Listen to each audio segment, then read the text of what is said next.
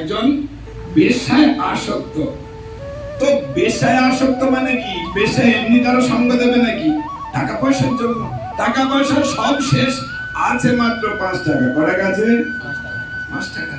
কিন্তু 5 টাকা নিয়ে তো তার সঙ্গ সুখ দেবে না।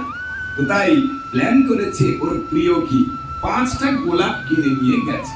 গোলাপ ভালো লাগে, সেই 5টা গোলাপ নিয়ে যখন তার কাছে গেছে, যাচ্ছে, একটা নদী বা খাল পার হতে হবে, একটা সাঁকো আছে। সাঁকো বলতে বুঝতে পারছেন? তোমার এখন চেনা যাবে নাকি? ওই বাঁশ দিয়ে পার হওয়ার একটা ব্যবস্থা। তো ওটা পোল নয়, মানে ধরে ধরে যেতে হবে। পা পিছলে গেছে, পড়ে যাচ্ছে। এবার নিজে গোলাপ কোটা ধরবে না, ভাড়াটা ধরেছে। ওটা ধরতে গেছে, 3টের মধ্যে 2টো গোলাপ পড়ে গেছে। এবারে কি করবে? হাজার চেষ্টা করেছে, ওটা নিতে পারেনি।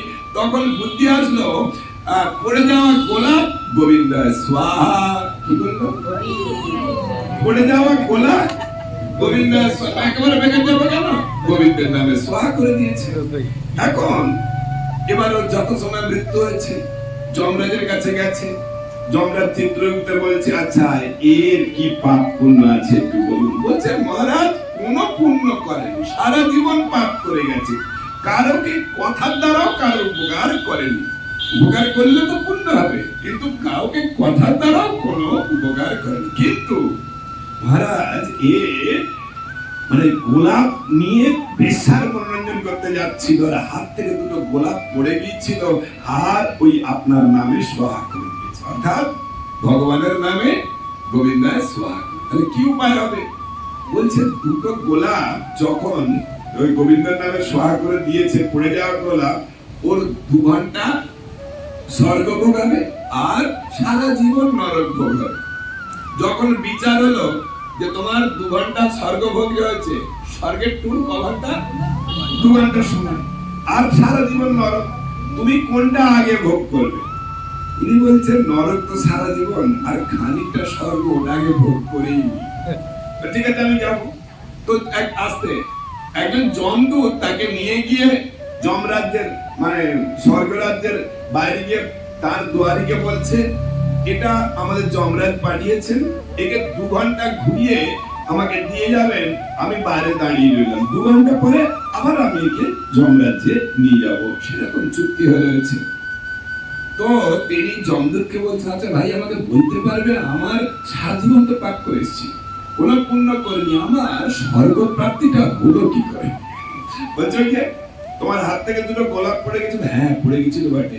তো ওটা তুমি গোবিন্দের স্বাহা বলে গিয়েছিলে, ওই জন্য তোমার 2 ঘন্টা স্বর্গ প্রাপ্তি হয়েছে। ও, 2টো গোলাপ তাও পড়ে গেছে, আমি তো জোর করে ভগবানকে দিইনি, পড়ে গেছে, বেকার যাবে কেন?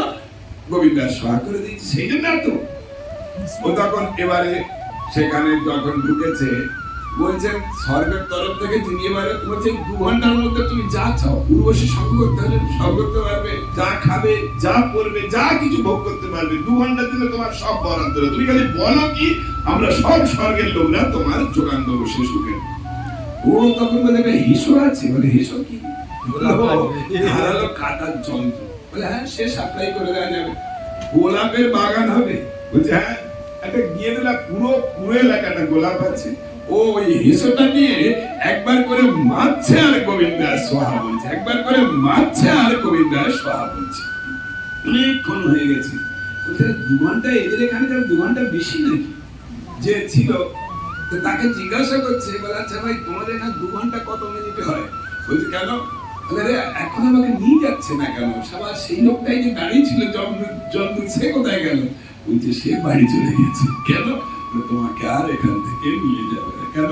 তুমি যে এত গোবিন্দের স্বাহা করে গোলাপ পেলেছ, তোমার আর যা নরক ভোগ ছিল সেগুলো ক্ষয় হয়ে গিয়ে এবারে কিছুদিন পরে স্বর্গভোগ করার পরে বৈকুণ্ঠ থেকে দূত আসবে তোমাকে বৈকুণ্ঠে নিয়ে যাওয়ার জন্য, তোমার আর নরক যাতনা